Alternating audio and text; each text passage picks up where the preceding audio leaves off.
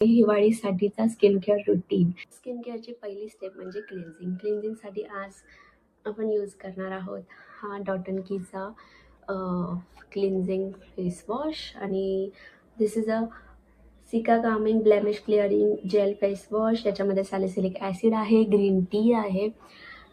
ज्यांची skin oily आहे त्यांच्यासाठी हा एकदम परफेक्ट आहे.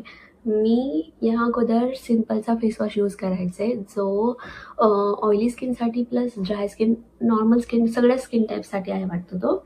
पण मी आता हा न्यू घेतला आहे, सो मी विचार केला की याला एकदा ट्राय करावा आणि मी ऑलरेडी फेस वॉश केलेला आहे याच फेस वॉशने.